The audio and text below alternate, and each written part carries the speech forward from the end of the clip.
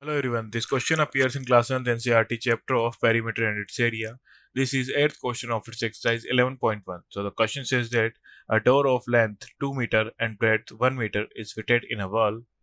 The length of the wall is 4.5 meter and breadth is 3.6 meter.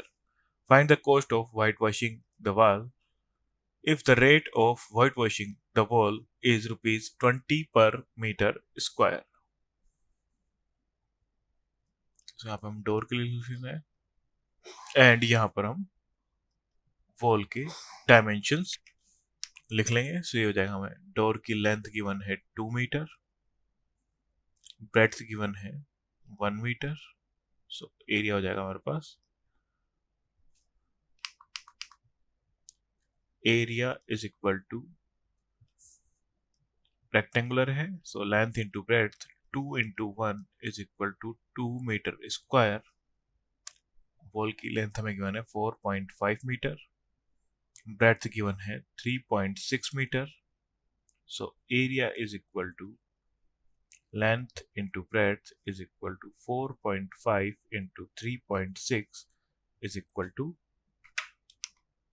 हो जाएगा 16.2 metre square. सो हमें find out करना है cost of white washing the wall. So हमें whitewashing only wall पे करनी है एंड डोर का साइज हमें डोर का एरिया पता है। So whitewashing only wall पर होगी तो कंप्लीट वॉल में से हम डोर के एरिया को माइनस कर देंगे। सो area to be white washed is equal to 16.2 minus 2 is equal to 14.2 meter square. Cost of white washing for 1 meter square ये हमें गिवन है 20 rupees.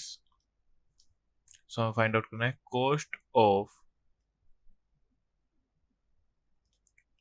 White washing for complete area हमारे पास 14.2 metre square is equal to 14.2 into 20 is equal to 284 rupees, means 284.